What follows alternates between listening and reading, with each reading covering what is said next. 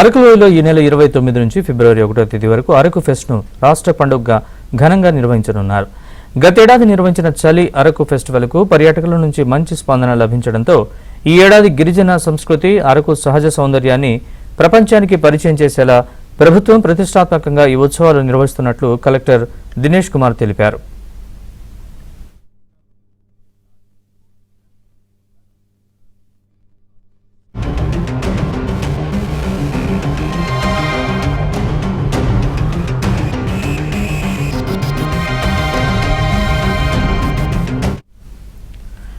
గురువారం CM Chandrababu Araku వ్యాలీలోని degree కళాశాల గ్రౌండ్స్లో ఉత్సవాలను అధికారికంగా ప్రారంభించనున్నారు.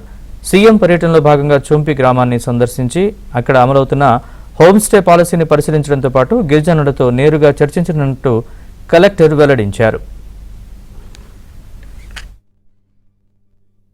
అరకు ఫెస్ట్ 2026 లాస్ట్ ఇయర్ మనం చలి అరకు ఫెస్టివల్ని సక్సెస్ఫుల్గా చేయడం జరిగింది. ఈ సంవత్సరము దానికంటే మెరుగా చేయడానికి కోసము మన రాష్ట్ర ప్రభుత్వము ఇది అరకు ఫెస్టివల్ని ఒక ఒక ఫెస్టివల్గా స్టేట్ ఫెస్టివల్గా డిక్లేర్ చేసేసి ఈ కార్యక్రమం జరుగుతుంది. ఈ కార్యక్రమంకి 29 జనవరి నుండి 1 ఫిబ్రవరి దాకా ఈ కార్యక్రమం జరుగుతుంది. 29 ఫిబ్రవరి అంటే ఎల్లుండి గౌరవ ముఖ్యమంత్రి వారిలో ఈ కార్యక్రమం ఇనాగ్రేషన్స్కి రావడం జరిగింది. ఇది చాలా ఒక ఆనందదాయకం.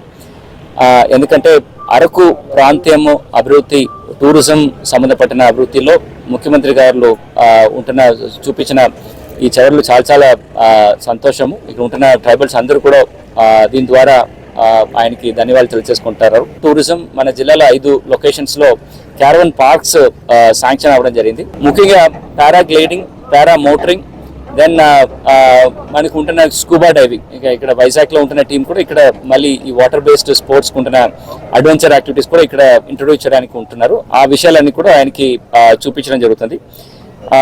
దాని తర్వాత మన అరకుకి సంబంధపడిన మన ట్రైబల్ డిషెస్ని ఒకటి మన ఇండియన్ కల్నరీ ఇన్స్టిట్యూట్ తిరుపతి వారితో కలిసి ఒక ప్రయత్నం చేయడం జరుగుతుంది.